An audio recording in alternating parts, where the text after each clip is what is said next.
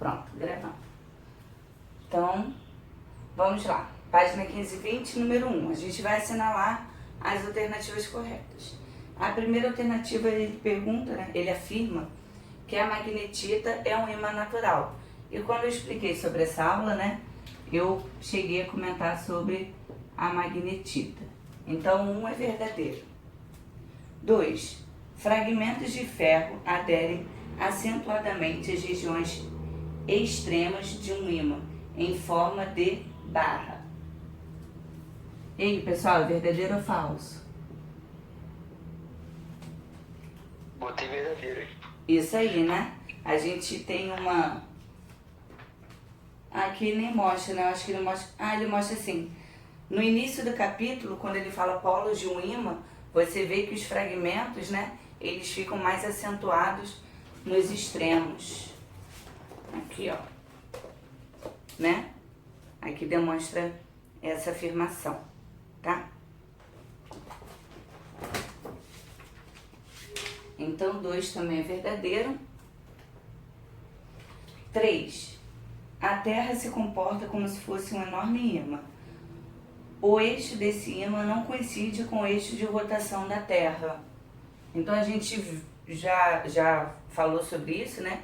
Que existe uma declinação com relação ao eixo da Terra e aquele ímã natural da Terra, né? Então, a 3 também é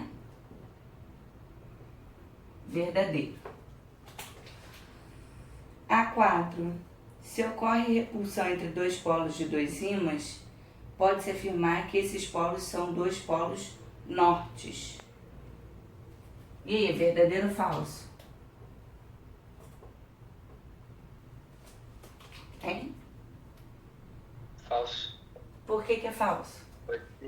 Pode ser 2 sul também. Não é só exclusivo para Polo Norte. Exatamente.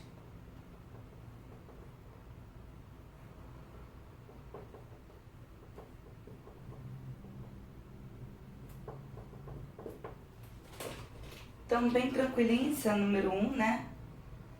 Alguém ficou com alguma dúvida, quer fazer alguma pergunta? Então, vou para 2. Uma pessoa deixa cair um ímã em forma de barra e, com a colisão, ela se parte transversalmente em 2 pedaços, como mostra a figura a seguir. Então, aqui ele está mostrando um ímã. Aí aqui ele diz que é X e aqui é Y, né? Aqui ele diz que é norte, depois aqui ele chama de X e Y. Norte e sul. Aí se parte em 2 pedaços.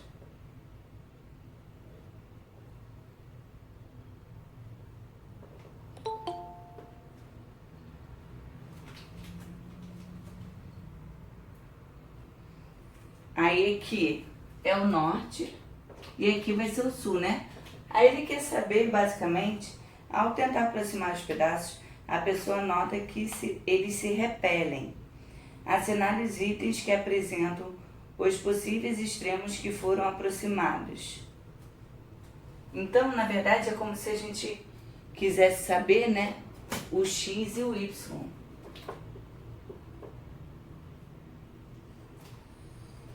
Bom, primeiro vamos pensar quem vai ser o X. Hein? Lembra da inseparabilidade do ímã, né? O X vai ser quem? Sul. Isso aí. O X vai ser sul. E o Y? Norte. Isso aí.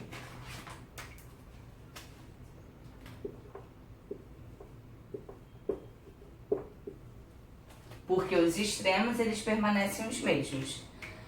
Então, quer dizer que para eles se repelirem, aí ele pergunta assim, na alternativa 1, o norte e o Y são aproximados. O norte e o Y, né? O Y não é norte também? Então, quer dizer que ele realmente vai se repelir. Então, o norte e o Y está correto. Alguma dúvida aqui? Entendeu o que ele está fazendo?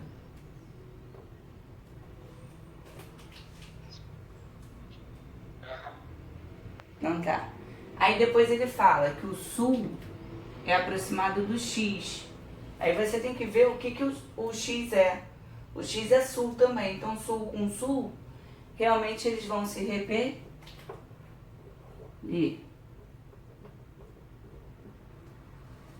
O 3, ele aproxima o X e o Y. Mas se aproximar o X e o Y, vai ocorrer o quê? Atração. Atração. Então aqui tá falso, né? E o 4, ele aproxima o norte e o sul. E como ele quer que haja o afastamento, né? Então aqui também é falso. Não adianta eu aproximar esses dois.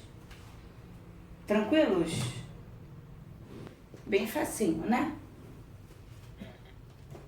Então vamos para... Deixa eu ligar o ar que já tá calor. Então vamos para a questão 3.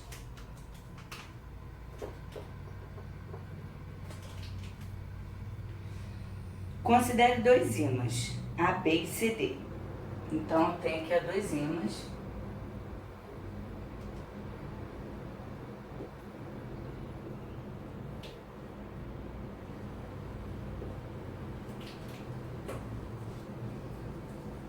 Observa-se que o extremo A do ímã, AB, atrai o extremo D. Então, o extremo A atrai o extremo D, tá?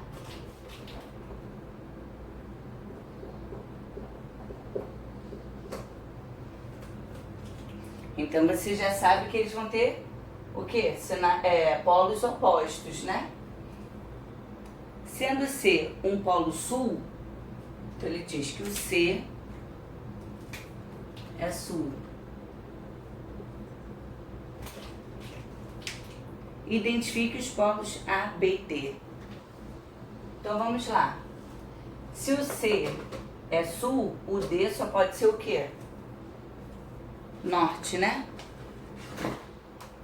Existe alguma outra opção? Não, né?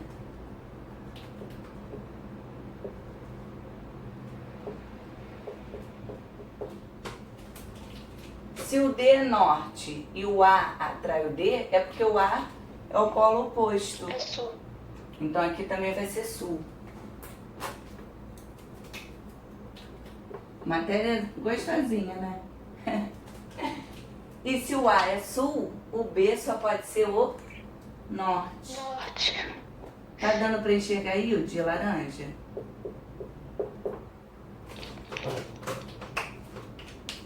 Dá pra enxergar?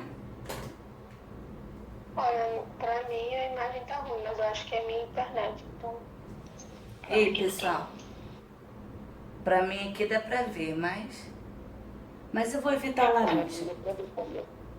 Tá, mas eu vou Aqui tá normal também. É minha Show. internet mesmo. E Alice, então deu ruim só pra tu.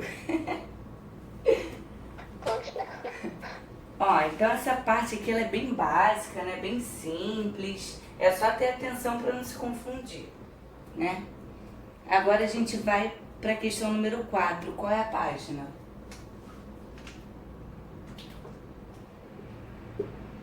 Alguém vê aí, por favor. 522. 522, né? Aí na questão 4 ele tem uma agulha, né, de uma bússola. Vou tentar desenhar aqui.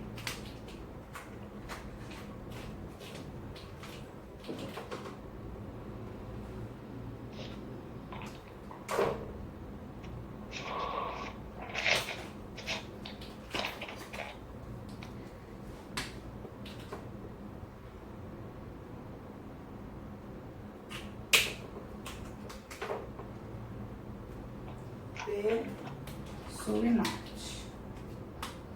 Sul,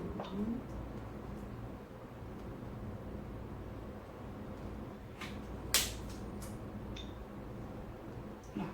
É assim que tá, né? E não, escrevi ao contrário, né? Sul é em cima e norte embaixo. Presta atenção nessas coisas, senão a gente faz o dever todo errado. Daí é pra ver se vocês estão ligados. Você tá todo mundo dormindo, igual eu vejo aqueles memes, né? Professor dando aula e o aluno lá roncando.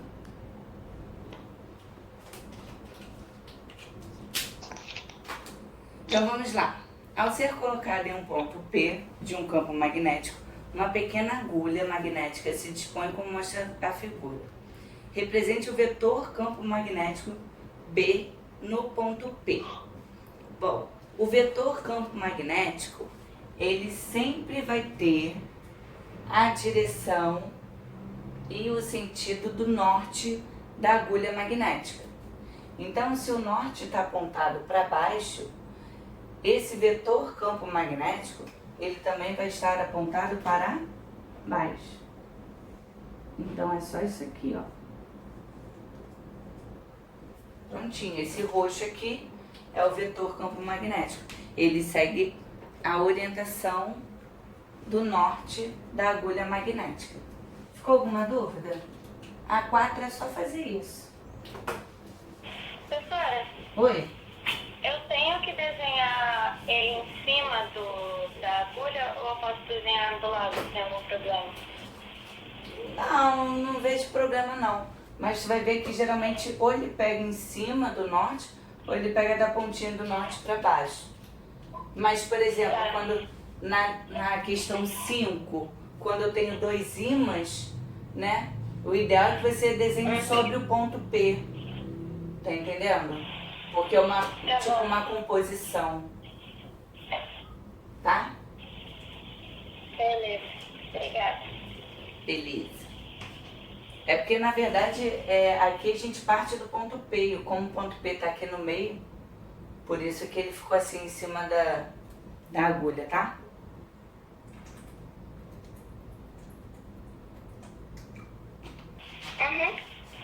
Agora vamos lá. Questão 5.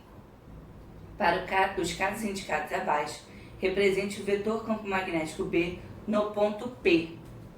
Você tá entendendo? Ele pede no ponto, então você tem que fazer a partir do ponto. Então vamos lá. A letra A, eu tenho um ímã de lado, né?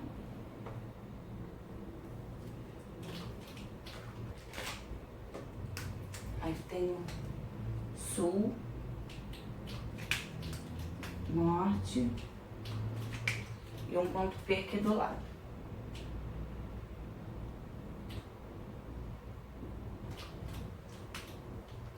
Bom, e aí, pra onde vai ficar o meu vetor, o campo magnético? Pra direita. Isso, direita, né? Pra lá, isso aí.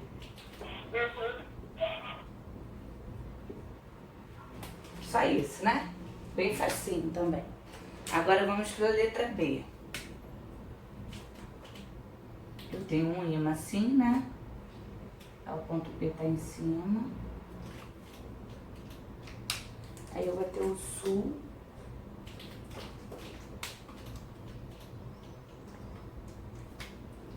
E o norte. Acho que vai ficar meio apertado ali, mas vamos lá.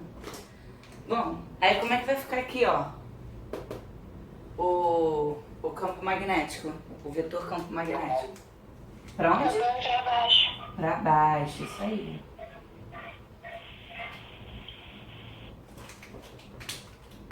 O povo sabe tudo, hein? Que isso, arrasaram.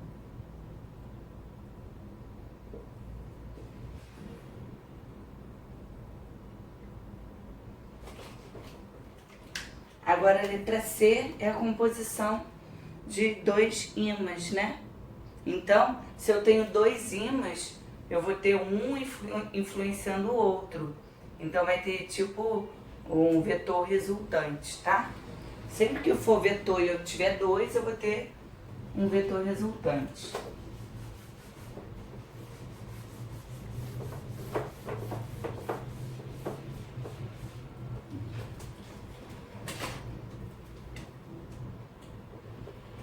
Aí eu tenho de lado aqui, né?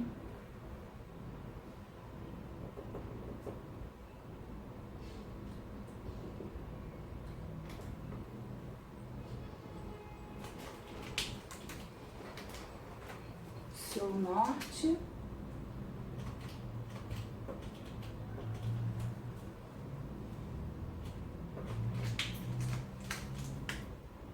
Norte e norte.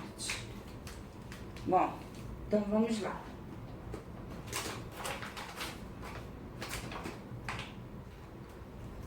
Desse cara aqui, eu vou analisar separadamente, tá? O ponto P é esse pontinho aqui.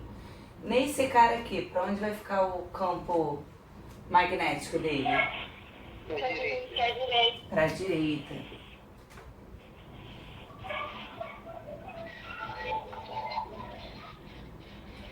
E desse cara aqui, para onde vai ficar o campo magnético? Pra baixo. Pra baixo. Para baixo. Ó, o norte está para baixo, então ele fica para baixo. Eu achei que tem que dar ao contrário. É.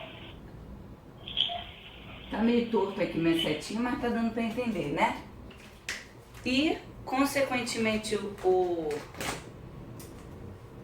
o resultante é a regra do paralelogramo, né? Que eu faço tracejado para cá, faço tracejado para cá, né? E ligo os meios. Então, esse é o resultante. Deu para entender? Aham. Show! Muito fácil, né? Posso ir para 6 então?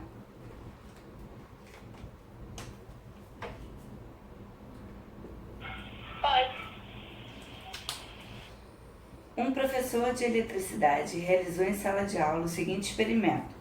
Colocou um ímã sobre uma mesa e em cima do ímã colocou uma folha de papel vegetal, sobre a qual espalhou limalha de ferro. Então ele deu pequenas batidas no papel e a limalha se dispôs segundo determinadas linhas.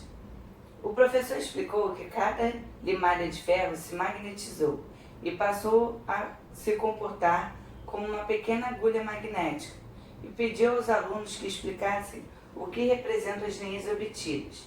O que você responderia? Aí aqui está o desenho, para quem está sem o livro, né? Não olha a resposta, tá? Então ficou dessa forma aqui a limalha de ferro, né? E ele está dizendo que esses fragmentos aqui é como se fossem pequenas agulhas magnéticas. E aí, o que a gente pode dizer?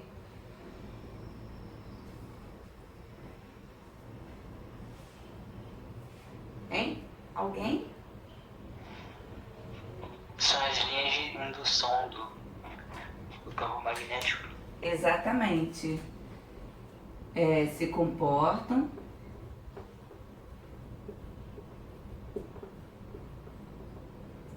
como as linhas de indução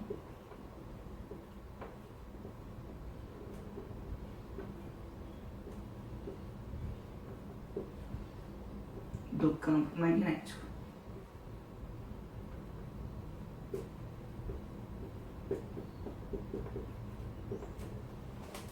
Tranquilo? Que são essas linhas aqui, né? Que a gente viu na explicação sobre campo magnético, que sai do norte e entra no sul.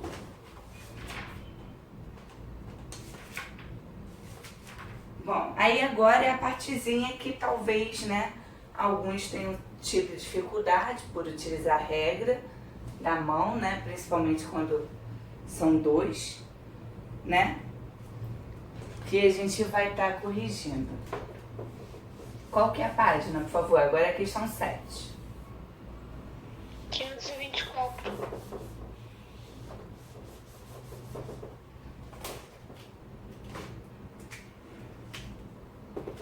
Meu quadro tá soltando, eu tenho que segurar para ele não pular da parede.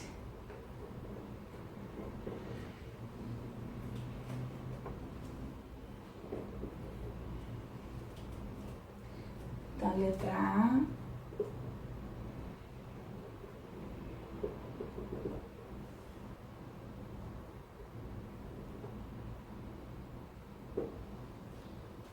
A letra B.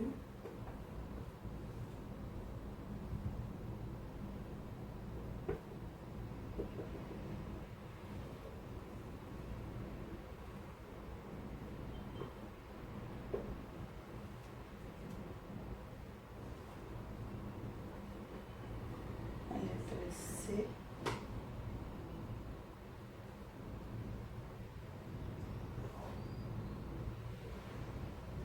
Tá dando pra ver essa letra C aqui?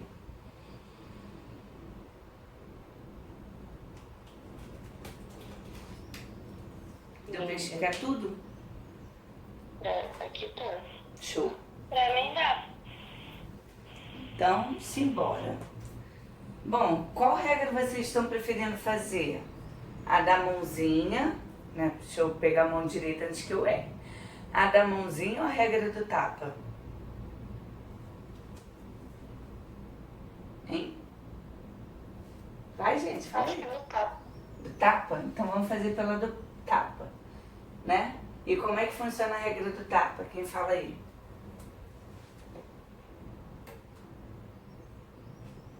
O dedão segue a corrente. Isso.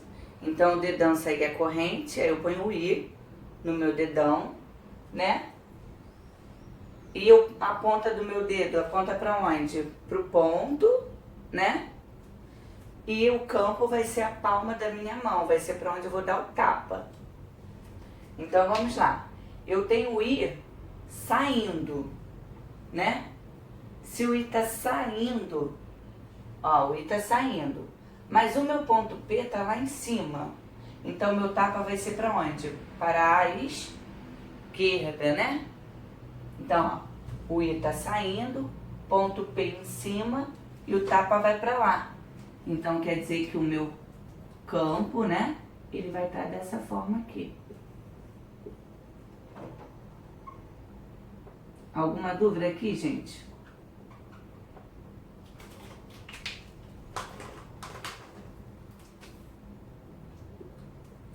Não. Então vamos lá, letra B. Agora, ó, o meu I, ele tá entrando no quadro, ó, tá entrando, ó.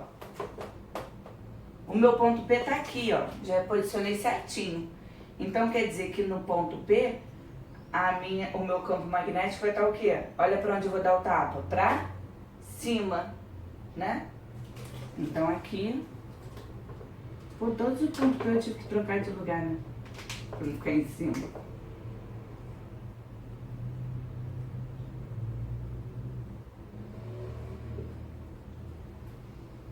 Agora a letra C. Ó, a letra C, eu tenho a corrente indo pra lá, então meu dedão tá indo pra esquerda. Sendo que o meu ponto P, ele tá pra cima. Então quer dizer que eu vou dar um tapa pra onde, ó? Pra dentro do quadro. Então quer dizer que o meu campo, ele está o quê? Entrando.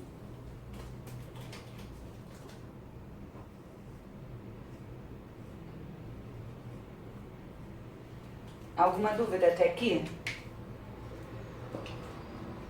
Não.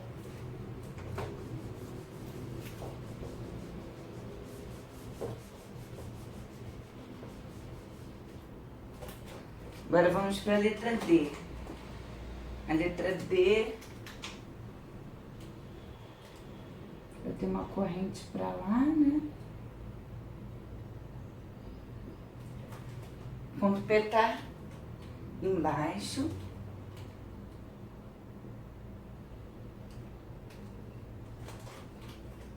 Ah, vou fazer logo a letra E também. Aqui eu tenho duas correntes. As duas estão entrando?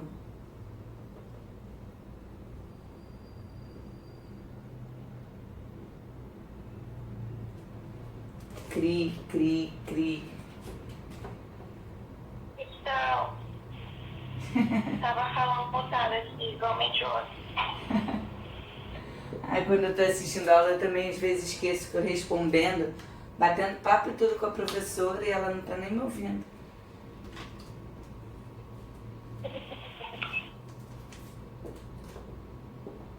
Pronto. O meu livro tá diferente. Tá? Tá como? Fala aí. Não tá perpendicular, não. Ai. Mas tá só com um ângulo diferente ou isso daqui tá diferente? Ah, não, tá certo. Eu confundi aqui. Ah, certo. Resolvido que eu tava olhando. Então vamos lá, gente. Então quer dizer que o I, nesse primeiro caso aqui, tá indo pra lá, né? Mas o ponto P tá pra baixo, então eu viro a ponta dos dedos pra baixo. E quer dizer que o campo ele vai estar o quê? Saindo do quadro, né? Então tem o I não, o campo saindo. Aqui eu tenho duas correntes. Então, mais uma vez, a gente vai ter uma composição, porque eu vou ter o vetor campo magnético desse cara influenciando o vetor campo magnético desse. Então, vai ter uma resultante desses vetores. Primeiro, vamos fazer desse daqui. O I está entrando. Então, o I está entrando, o P está para lá e o meu campo vai estar para baixo. Então, vou chamar aqui de B1, tá? Agora aqui, eu tenho o I entrando, sendo que meu ponto P tá pra cima. Então, fiquei na frente, né? O I tá entrando, ponto P pra cima, e o meu campo vai estar para a direita.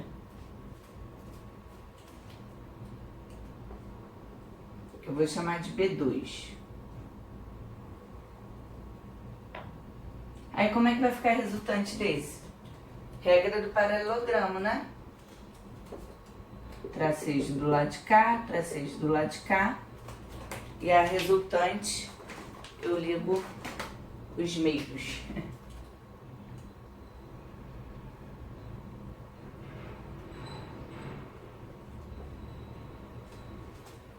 Beleza?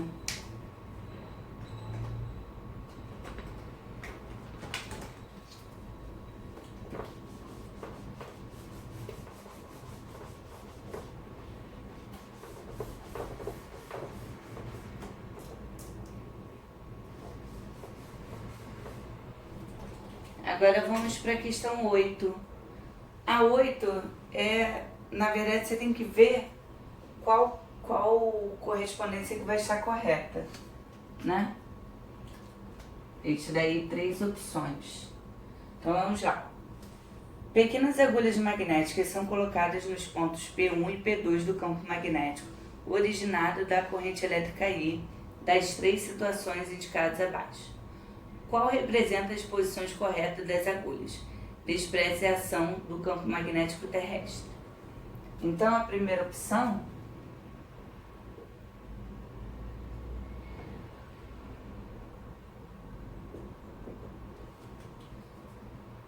e entrando,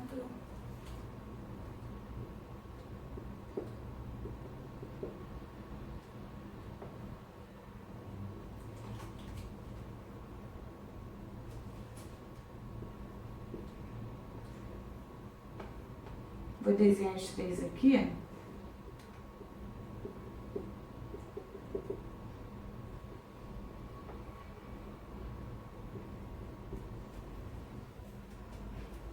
Também tá vertical.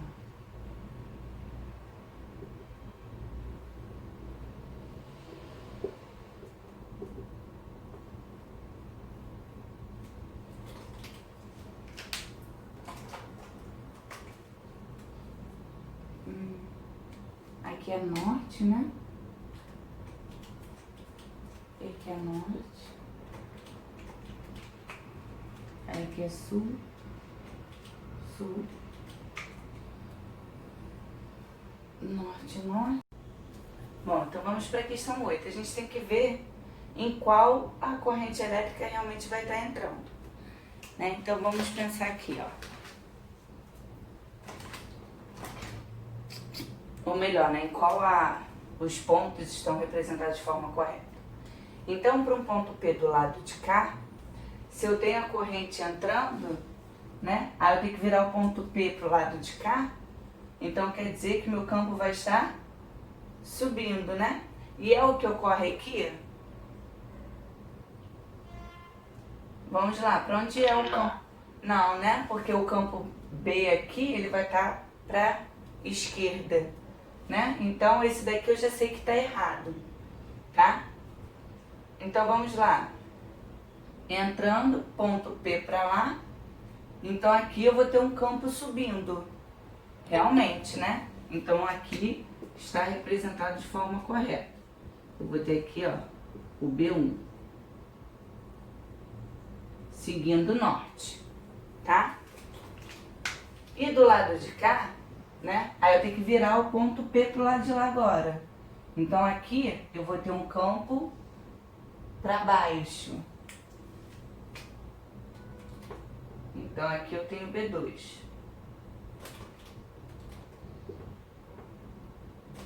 Então esse daqui é verdadeiro, porque está representado certinho a agulha da bússola.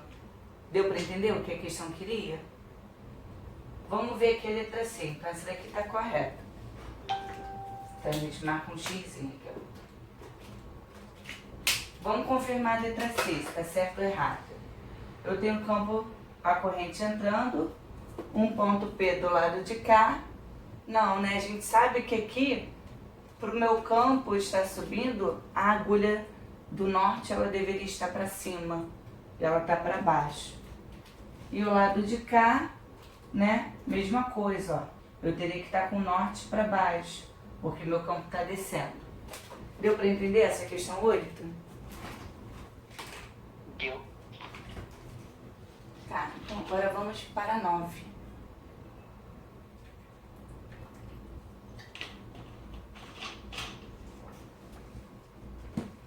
A 9 é o estilo que eu gosto, né? Com letrinhas, sem números.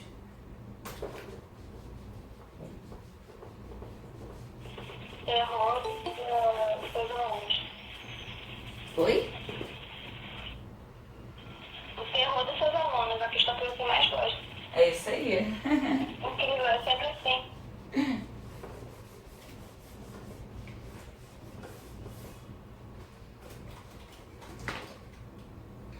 Então, a 9. Aí eu tenho uma corrente saindo, uma distância, uma corrente entrando. Aqui 1 e 2 e um ponto aqui, né? Um ponto P. Aqui as distâncias são R e R, né? R. Aí ele diz o seguinte: no campo magnético gerado pelas correntes elétricas de intensidades I1 e 2, sabe-se que o vetor campo magnético resultante no ponto P é nulo. Então ele diz que no ponto P, o vetor campo magnético, BR, é nulo. Se BR é nulo, é porque ele está dizendo, né, que o B1 vai ser igual ao B2. Professora, mas eu não consigo entender. É só você fazer a regrinha da mão, né? Aqui eu tenho uma corrente saindo, o ponto P tá para lá, aí eu teria um campo subindo. Aí eu tenho um campo subindo.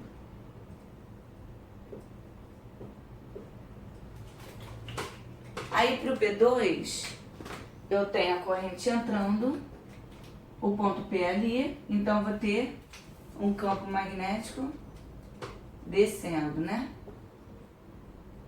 Aí nós vimos lá no primeiro ano que quando eu tenho vetores de sinais opostos, né? O que acontece? Ocorre a subtração.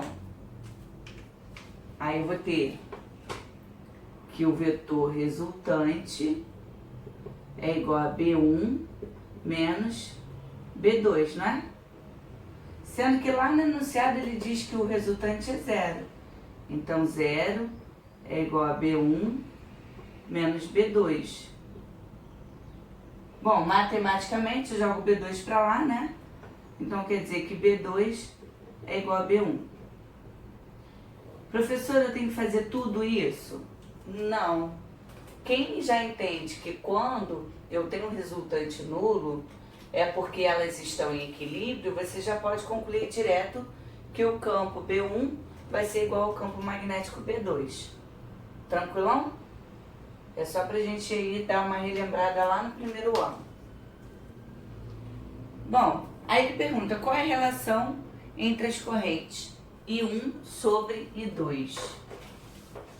Ih, gente, eu tô gravando? Ah, tô. É alguém querendo entrar? Não, né?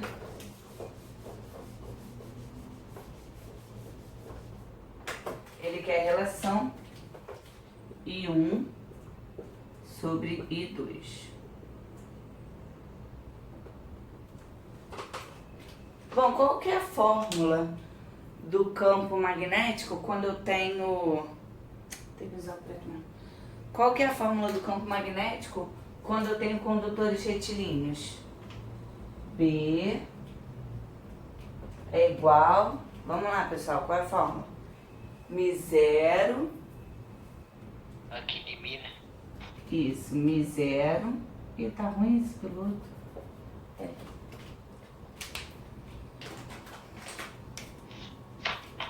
B é igual a μ0 vezes I sobre 2 πr, não é isso? É. Então, beleza. Sendo que aqui, né, eu vou pensar para o campo 1 e para o campo 2, tá? Então, eu vou fazer μ0 vezes I1 sobre 2π. Observem a distância, porque é redistância. Qual é a distância que o B1, né? Ou melhor, que o condutor 1 está do ponto P? R mais R. Então, vou ter aqui uma distância o quê? 2R. Deu para entender? Porque eu estou fazendo, ó, Deu. B1 igual a B2. Então, isso vai ser igual a μ0 vezes I2 sobre 2π. Qual que é a distância que o condutor retilíneo I2 está do ponto P? É apenas R. Aí, o que eu posso cortar aqui? Corto o μ0 com μ0, o 2 com 2, o π com π e o R com R, né? Cortei quase tudo, ó, ficou fácil. Então, é I1 sobre I2, porque eu peguei esse I2 que estava multiplicando, passei lá para o outro lado dividindo. Igual, esse 2 não estava aqui dividindo, então eu vou passar para o outro lado multiplicando. Pronto, essa é a relação. Ou seja, I1 é igual ao dobro de I2. Tranquilo? Tranquilo, né?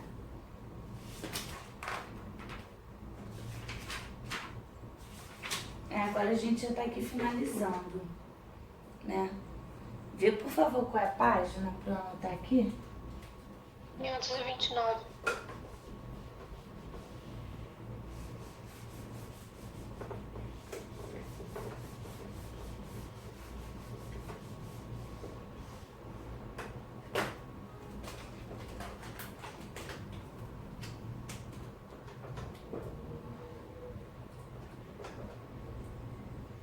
Essa foi 9, agora é 10.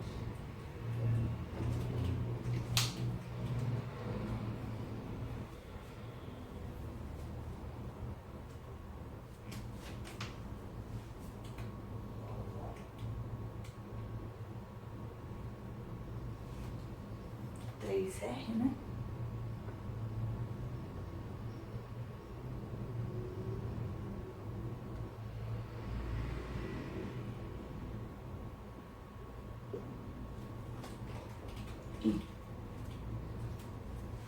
Eu vou fazer por partes, né? na questão 10 ele diz o seguinte: considere B1, B2 e B3 os vetores de campos magnéticos nos centros O1, O2 e O3, respectivamente, das espiras vistas de frente, conforme mostra a figura. Letra A. Represente graficamente os vetores B1, B2 e B3. Então aqui ele só quer que a gente represente. Aqui é a raio 2R e a corrente está no sentido anti-horário.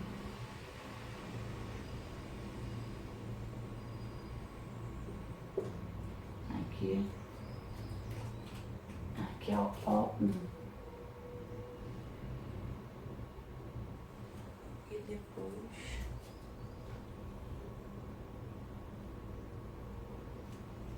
R.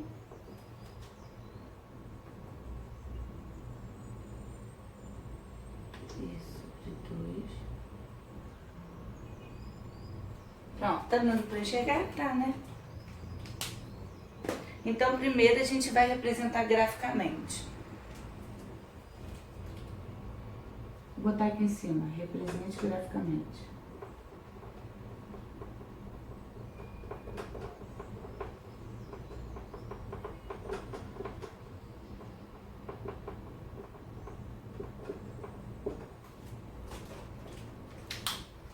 Então, vamos lá. Bom, regra do tapa. Se eu tenho uma corrente indo para lá, né? O meu ponto P está no centro da espira. Então, pela regra do tapa, vai estar o quê? Entrando, né? Então, aqui eu tenho um campo entrando.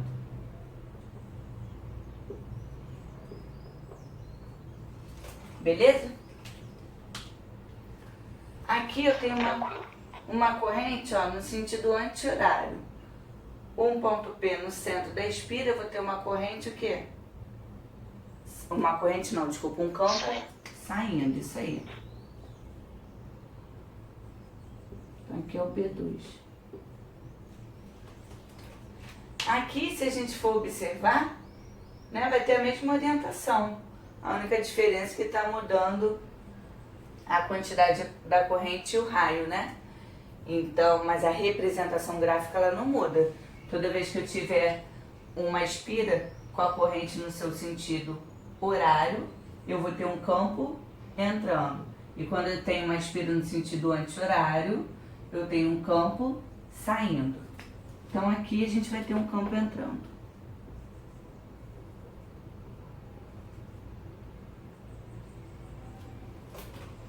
Aí agora a gente vai para a letra B. Qual desses valores é o mais intenso? Então agora a gente tem que fazer a continha, né?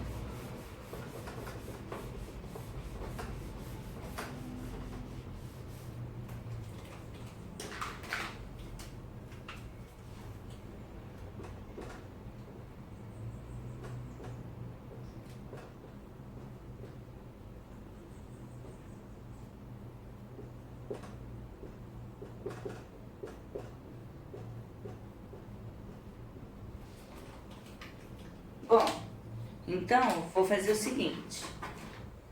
Primeiro eu vou montar o que eu tenho para essa primeira espira, para a segunda, depois para a terceira e depois eu comparo, tá? Se a gente for parar para pensar, o campo, né, de uma espira circular, qual que é a fórmula? B é igual a M0 vezes I sobre 2R, não é isso? E eu vou substituir o que eu tiver em cada uma das espiras. Então, para essa primeira espira, eu vou ter B1 é igual a M0 vezes a corrente é apenas I, né?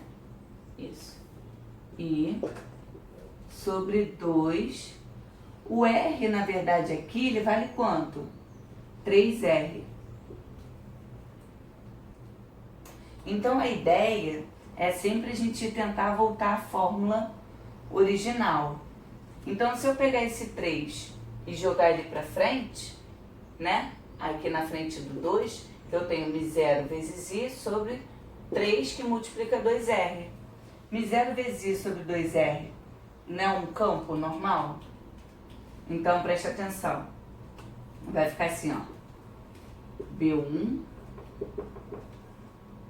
Peraí.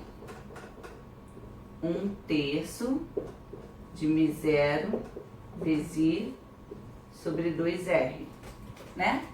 Onde esse 2r é um campo. Então, B1 é 1/3 do campo. Deu para entender? Aí depois eu vou comparar o que eu consegui de cada uma das espiras. Então, sempre quando eu tenho esse tipo de situação, a ideia é sempre voltar à fórmula original, tá? Então vamos fazer a análise da segunda espira. Na segunda espira eu vou ter B2 μ0 vezes, aqui é 2i, esqueci do 2. 2i e 2r, isso aí. Então, no lugar do i, eu vou botar 2i, né? Sobre 2. O raio, né? O raio aqui, ele vale quanto? 2r.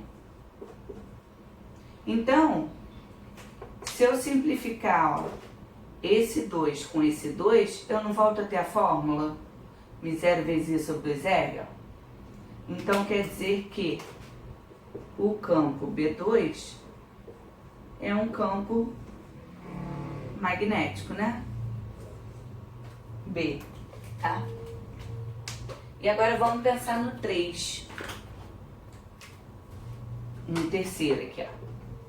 B3 μ0 vezes i sobre 2, porque foi o que ele deu, sobre 2, o R continua sendo R, né?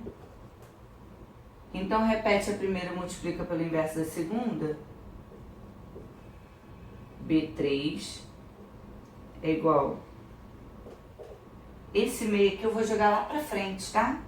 Então, vai ficar meio de μ0 vezes i sobre 2R. Tá vendo? Eu só separei, peguei esse meio e joguei lá pra frente. Então, vai ficar B3 é igual a metade do campo B. E aí, gente, comparando, né? Aqui o primeiro é 1/3 do campo B, o último é metade do campo B e o B2 é o campo B. Então, qual é o mais intenso? B2. É o B2. Isso aí. Vou ter que escrever lá que aqui acabou o espaço.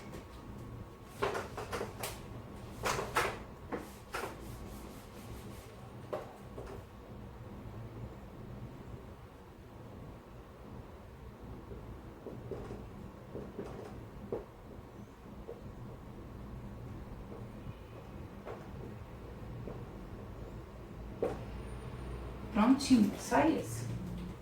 Viu? Questão simples, né? Só não pode se apavorar.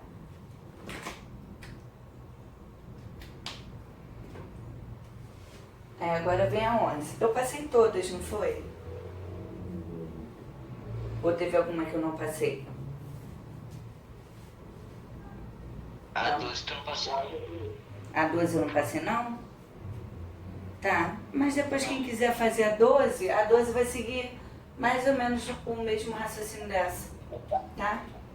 O gabarito é letra C, pra quem depois quiser conferir.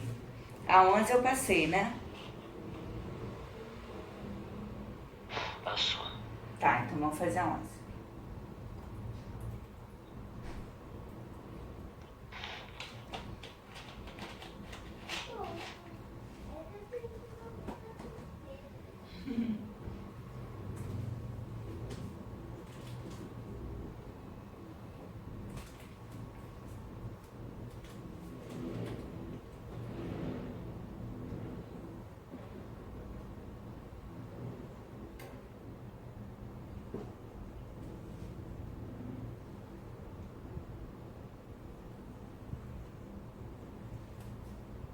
tô ficando boa nesse negócio de desenhar, hein? Fala, ou não.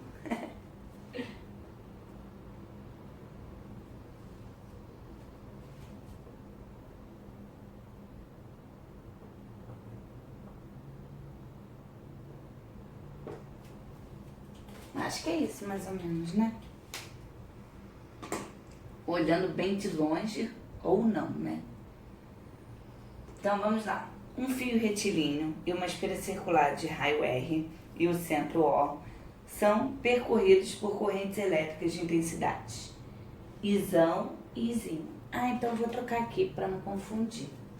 Aqui ele chama de I maiúsculo, tá? Essa corrente.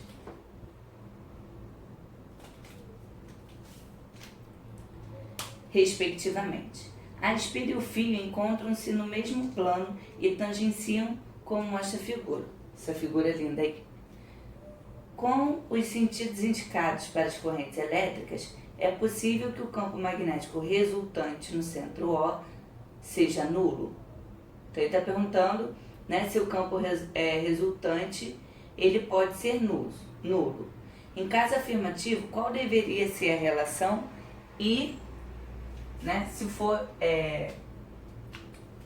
for correta essa primeira afirmação, né, qual deveria ser a relação Izinho sobre Izão?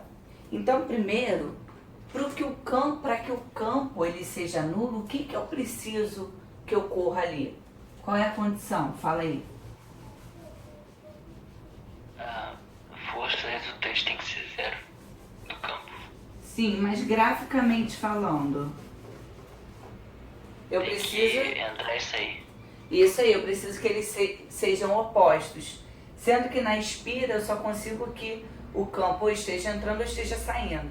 Então, para esse condutor retilíneo aqui, eu preciso que ou ele entre no quadro ou ele saia do quadro. Então eles vão ter que ser opostos, tá? Muito bom. Então vamos lá. Primeiro eu vou determinar da espira, tá? Espira, corrente no sentido, né? Anti-horário, ponto P no centro, então quer dizer que está saindo.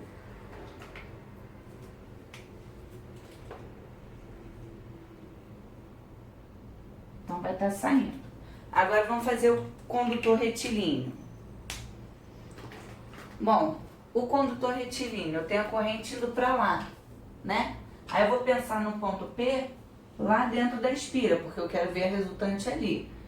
Aqui, pro meu condutor retilíneo, ele vai estar o quê? Entrando. Então, eu vou botar em cima, né, para não ficar tão confuso. Então, para esse condutor retilíneo aqui, ela vai estar entrando. Então, olha, realmente, o condutor retilíneo está gerando um campo entrando dentro da espira e a corrente da espira está gerando um campo magnético o quê? Saindo. Então, é possível que ele seja nulo? Sim.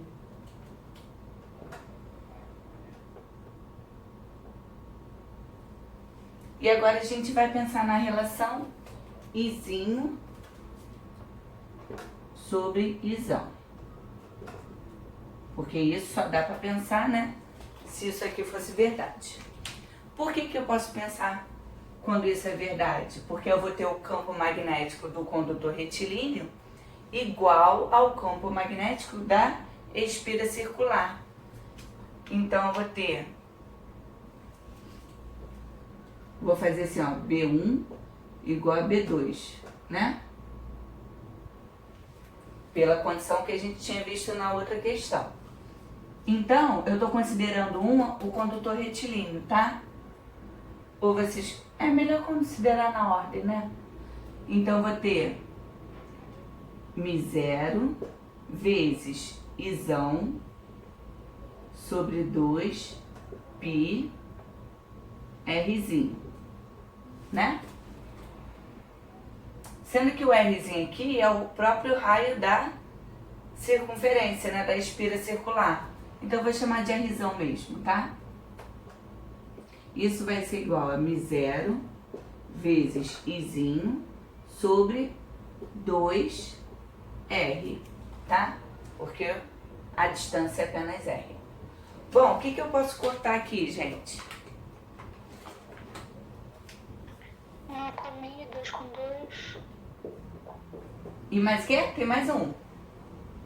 R com R, porque eles são tangentes.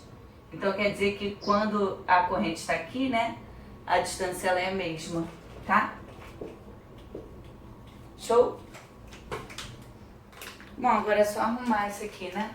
Como eu quero o I em cima, então eu vou passar o Izão dividindo, tá? Então vai ficar Izinho sobre Izão. E aqui só sobrou o Pi embaixo, né? Pronto.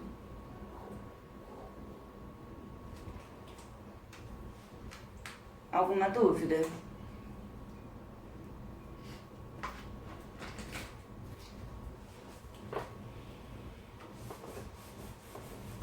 Que horas tem, meu povo? 9h41. Ah, beleza. Falta uma questãozinha. 9h46. Eu gostei mais da hora do André, tá? Não vem estragar não, falando que a minha aula tá demorada. Aula boa dessa, gente. Verdade. Bom, ai meu Deus, eu vou ter que desenhar um solenoide, tá? Mas não pensem no meu solenoide não, pensem no de vocês aí do livro, tá? Então tem um negócio em cima, um negócio embaixo, um eixo no meio. É muito difícil isso, hein, gente? Tem que ter dó da professora de desenhar esses negócios complicados. Então esse fio tá na frente, né? Aí vem um negocinho assim. Não é isso? Ai, acho que é, gente.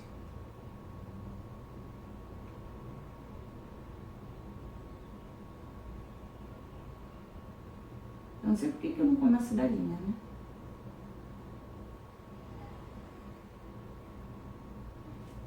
Eu nunca sei onde termina. Ah, não, tem que fazer mais um, porque eu comecei esse. Aí eu tenho que fazer um negocinho aqui descendo, né? Ficou bonita?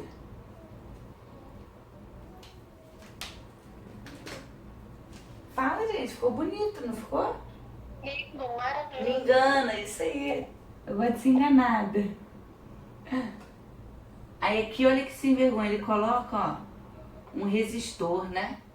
E ainda põe um gerador pra complicar a vida de vocês. Estilo que a professora gosta, né? Ah, uma resistência interna e um geradorzinho aí.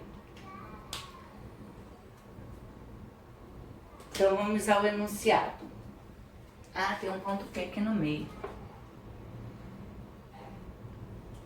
Aí ele diz o seguinte: um solenoide de resistência elétrica. Ah, não é nem interna não, aquilo é um resistor mesmo. Não, peraí. Ah não, solenoide, tá? Desculpa. Rebobina. Um solenoide de resistência elétrica R igual a 5 ohms. Então Rzão é 5 ohms, que ele está se referindo à resistência que ele está sofrendo nessas espiras, tá? Contendo 10 espiras. Como é que eu represento o número de espiras? Qual letrinha? Quem lembra? Hein, gente? Solta a voz. N. N. N igual a 10 espiras.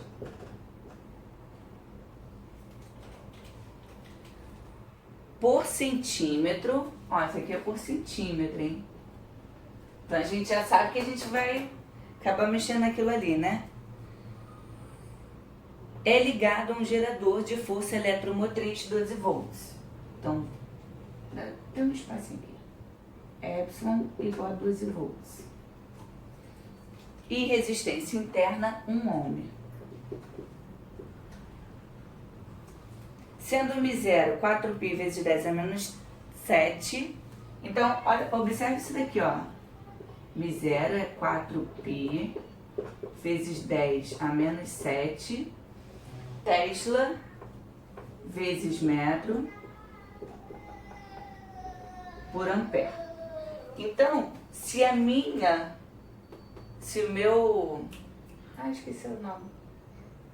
Se a minha constante está em metro, eu posso ter alguma unidade de medida aqui diferente de metro? Não, né? Então eu vou ter que converter isso daqui, tá? Letra A, determine a intensidade da corrente elétrica que percorre o solenoide. E quer saber o I.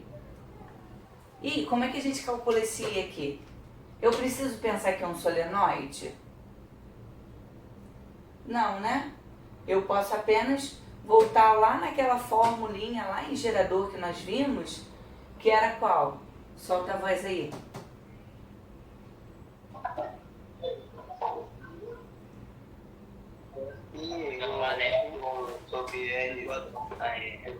Isso aí.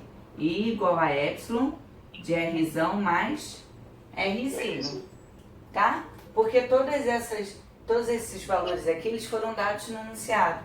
Você não precisa pensar no solenoide por enquanto.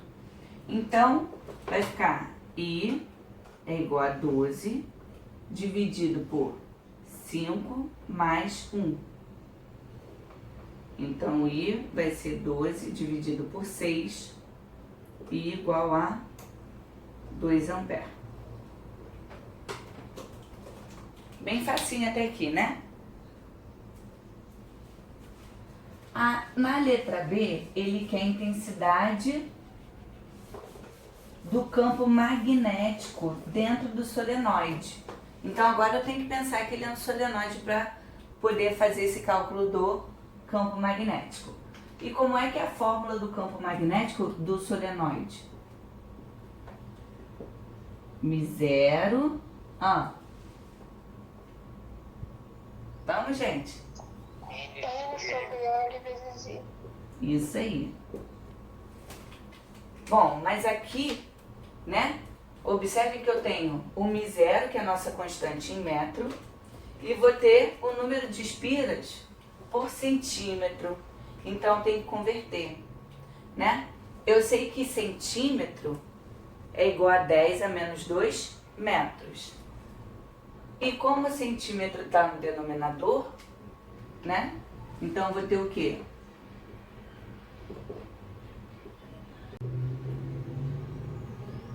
É como se estivesse dividindo. Esse por é a divisão. Então, 10 a menos 2 metros. O que eu vou fazer? Eu vou subir esse expoente. Para eu subir, é só inverter o sinal. Ou então, como aqui é 10, né? O expoente é 1. Melhor, que já fica simplificado. 1 menos 2 vai dar o quê?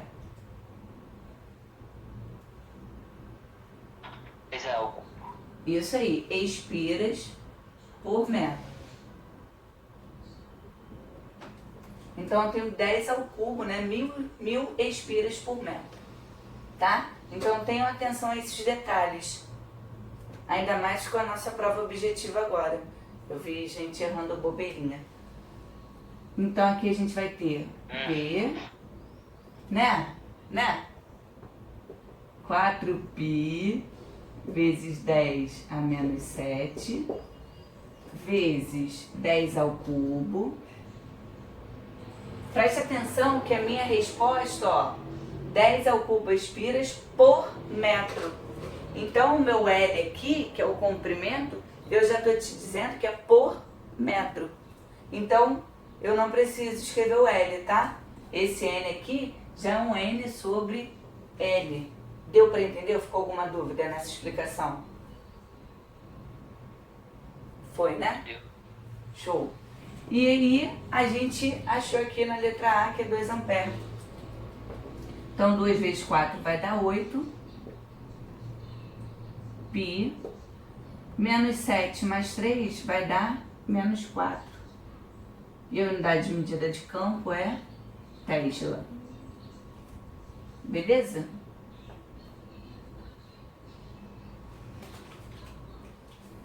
Tranquilo? Aí agora vem a parte, né, que às vezes confunde um pouco. Ele está perguntando na letra C, na verdade está perguntando, ele pede para você representar o vetor campo magnético no ponto P, pertencente ao eixo do solenoide. Então ele quer saber o ponto P aqui. Para saber o ponto P, eu tenho que pensar na corrente. Aí vocês vão falar assim, professora, mas ele não deu a corrente. Na verdade ele deu. Eu não tenho um gerador aqui? Eu sei que o tracinho pequeno do gerador, deixa eu ver se eu escrevi certo, escrevi. O tracinho pequeno do gerador é menos e o tracinho maior é mais. E eu sei que o sentido da corrente elétrica convencionado, né, ele vai do mais para o menos. Então quer dizer que a corrente ela vai estar subindo por esse lado, né? E vai estar descendo por esse lado. Porque se ela sobe de um lado, ela desce do outro. Então, eu sei que na parte da frente o campo está descendo. Aí eu vou pensar no ponto P lá no centro, né? E quer dizer que meu campo magnético vai estar o quê? Para a direita. Não é isso? Isso aí. Então tá aqui, ó, meu campo magnético. Gente, aí eu vou fazer mais uma perguntinha, né? Se ele tá vindo pro lado de cá, qual é o polo desse lado de cá? O norte. Isso aí. E se esse lado é o polo norte, o outro lado vai ser qual polo? Nordeste. Do sul. Sul. Adoro o senso de humor do André. Bom, então a gente terminou a correção do